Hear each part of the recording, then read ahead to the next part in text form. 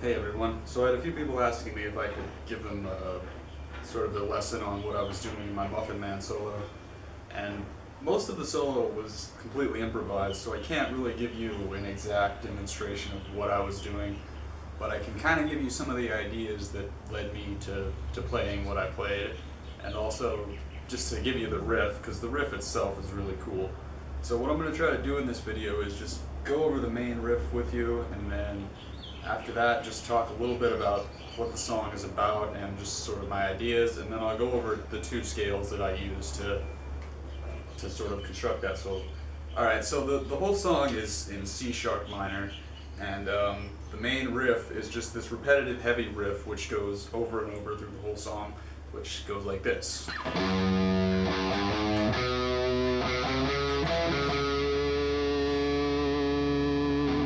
So that's the riff, and it goes over like that over and over again throughout the whole song, and that's what the solos are over and everything.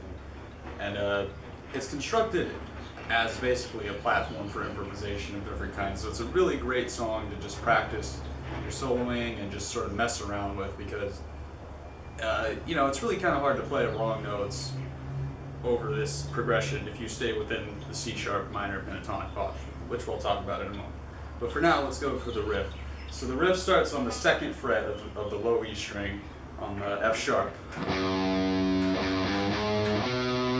then we're just walking up from the second fret up to the fourth fret. And then we're grabbing the second fret on the A string. Then we do the same thing on the A string that we did on the low E string, which is walking up to the fourth fret. And then we're going to grab the second fret on the D string, and then come back to the fourth fret, the C sharp, on the A string. So the whole riff is.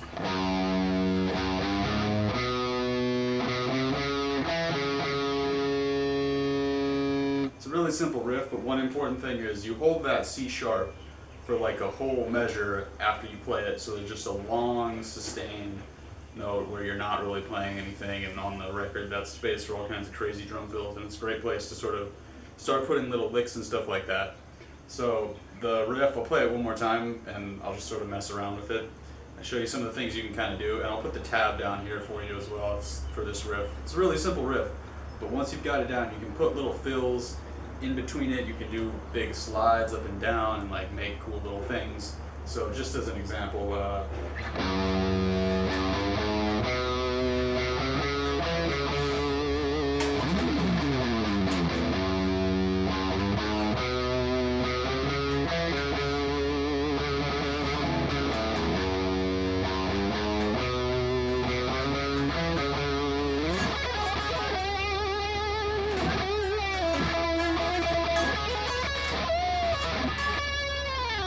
Alright, so there obviously I moved into the solo territory, and all I really did is move up to the C sharp minor pentatonic box, just standard C sharp minor pentatonic, nothing fancy.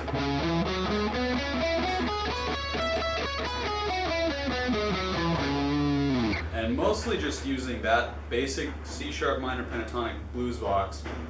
The solo is constructed out of little licks and basically sort of like taking a raunchy style of blues and sort of turning it up to 11 and adding a couple of notes outside of the blues scale, but mostly just sticking there and doing these like crazy blues inspired licks that are just going really fast and really intense and sort of raunchy over it. But you can see if I slow it down that I'm really just playing some fairly basic licks, so I'll just go really slowly through it.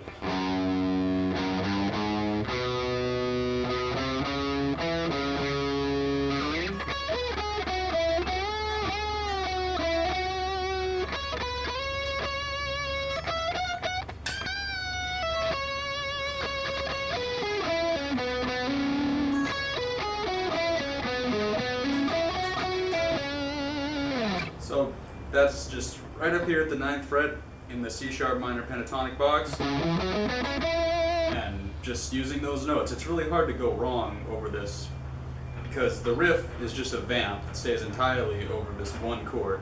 So playing those 5 notes in the C sharp minor pentatonic, it's really hard to go wrong or hit a lot of wrong notes or really do anything. It's not going to sound pretty cool over this. So it's really great to just practice your phrasing and any sort of soloing idea you want over this progression, which is why it's a great backing track. And you can get the backing track, I'll put the link in the description. So I mentioned that there's one other scale that sort of goes with this, and it's really just an extension on the C sharp minor pentatonic, which we've already seen. It's the C sharp gordian scale, and again we're going to start here at the 9th fret.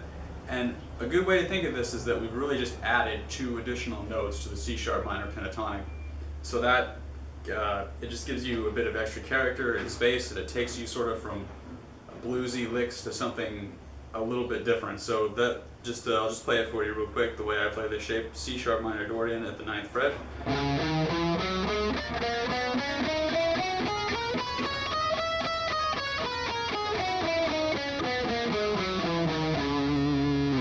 And really throughout the whole solo I'm using that interchangeably with the C sharp minor pentatonic normally, and that's where I get ideas that sort of play off of this group of 3 notes and this.